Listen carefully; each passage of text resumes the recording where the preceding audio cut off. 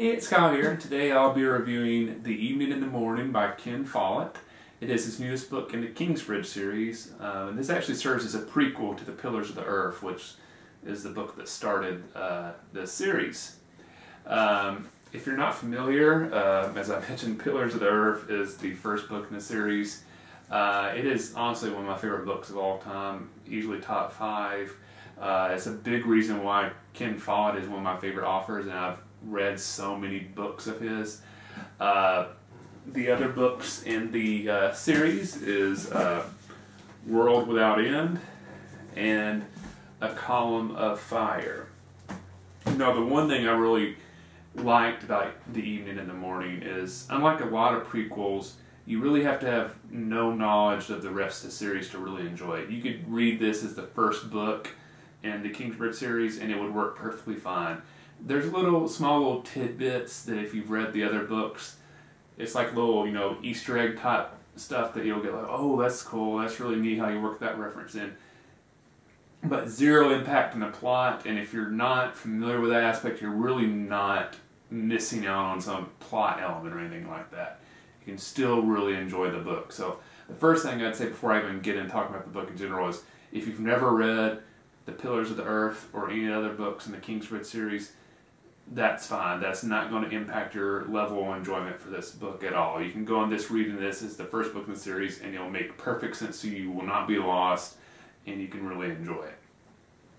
The other thing I really enjoyed in regard to how it relates to the rest of the series is I felt like this book, compared to all the other books in the series since Pillars of the Earth, felt most like The Pillars of the Earth in regard to writing style, characters, just how much I enjoyed the book. This is now my second favorite book in the Kingsbridge series after The Pillars of the Earth. Really enjoyed it. So if you're a big fan of The Pillars of the Earth and maybe you read the other books in the Kingsbridge series and you weren't as crazy about it and you're a little hesitant about, I don't know if I want to do another book in that series or not, I would strongly encourage you to check it out because I think this book is the best one in the series since Pillars of the Earth. Now, I'll say I enjoyed the other 2 books in the series. It's just The Pillars of the Earth is one of my favorite books of all time, and the other ones I thought were just good books. This one is great. Not quite as great as Pillars of the Earth, but still really good. So with that being said, let me kind of give you a little bit of the plot. I'm not going to go into too much details because this is a fairly new book that just came out a few weeks ago, so I don't want to do any big plot spoilers or anything like that, since I'm sure a lot of people haven't had a chance to read the book yet. But Ken Follett specializes in historical fiction, and that's where this Kingsbridge series definitely falls into. So basically it is set in the fictional English city of Kingsbridge, and is centered around the kind of political struggle in this town. Each book kind of covers a different aspect and it goes forward in history, but as you can guess from The Evening and the Morning being a prequel, this one actually goes back a little bit farther. So this book is actually set around the late 900s, early 1000s. And in fact, at this point, Kingsbridge hasn't really become a city yet. It's actually a very small village, and it's barely a village at that. It even has a different name at that point. It hasn't really even became Kingsbridge yet.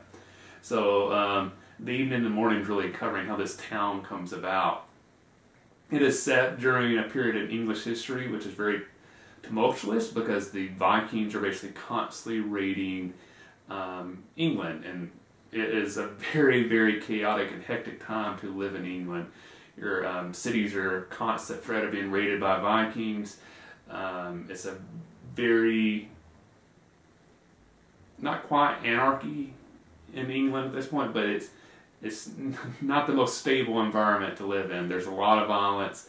You never know how safe you're going to be, and this has definitely impacted the characters in this book. And in fact, this is not a plot spoiler because this is basically the first chapter. Our main character is in a town that gets raided by the Vikings, and you firsthand see what it's like to experience a Viking raid and how it impacts the population that's on the other side of the Vikings. So the main character in The Evening and the Morning is from a family of boat builders. He is the youngest of 3 sons, but he's the most talented of the sons. He's is one of those people that basically instantly is able to master a skill.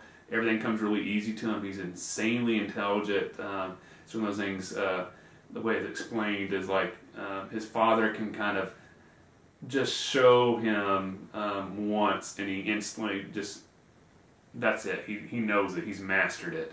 And he'll even be able to then take extra steps to start perfecting the design. At one point he even talks about that a small little Viking ship that had been abandoned had washed up on the shore of the city that he'd lived in at the time.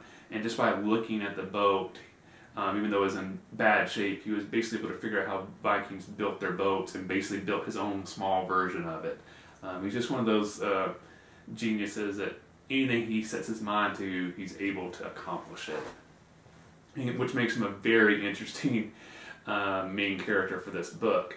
The other kind of main character is a young noblewoman from Normandy in France, who is at the age where her parents are searching for a husband for her, and they're looking among the French nobility and trying to pair off to increase the power of their family. And then a change of events happens, and she's paired with an English nobleman, and she has to leave Normandy and kind of explore this new world in England that she's completely unfamiliar with, and trying to find her way in it as the wife of an earl in England.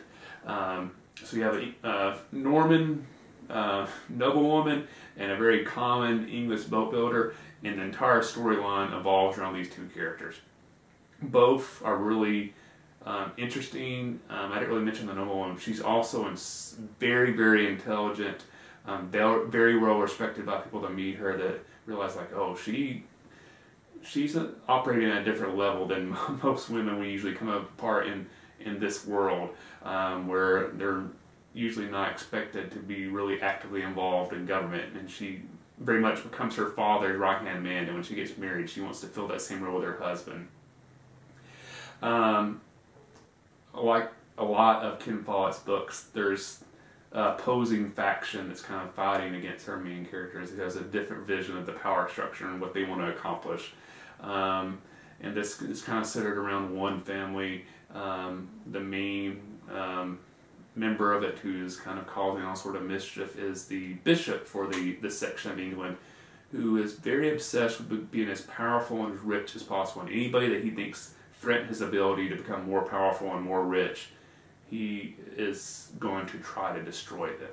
And that sets up the central struggle of this book, where you have these two very intelligent, honest, noble characters in this boat builder and this Norman noblewoman battling against this evil bishop who's obsessed with power.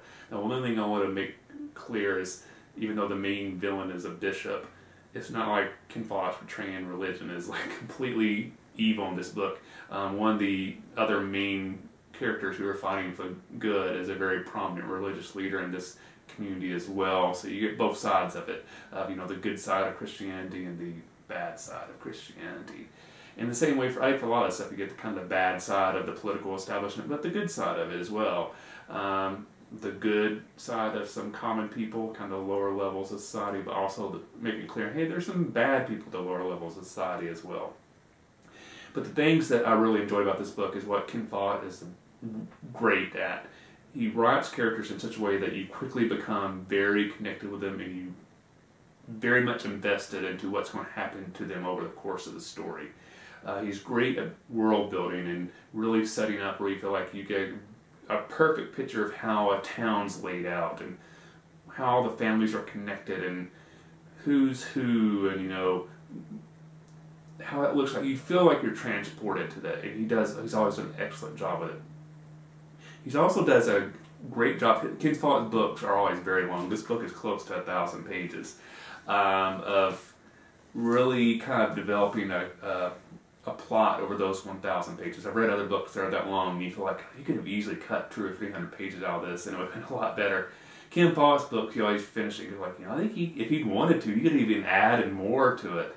It never feels like it's too long. But overall, I just would say if you enjoy books by Ken Follett, if you enjoy historical fiction, if you enjoy The Pillars of the Earth and the Kingsbridge series, I would highly recommend The Evening and the Morning by Ken Follett. It is a great book. Again, I don't want to get into any specific plot spots because the book is so new, I don't want to spoil anything for you. But just know, in my opinion, if you enjoy historical fiction, if you enjoy Ken Follett, you're going to love this book, because I know I did. So that's my recommendation. In the comment section below, let me know if you've read any good historical fiction lately. I'd be interested to see if there's any books you would recommend to me to check out. As always, please like the video. I appreciate the support. Subscribe to the channel if you haven't yet. I really appreciate every new subscriber. It really means a lot to me. So hope you enjoyed the video. Happy reading, and I'll see you the next time.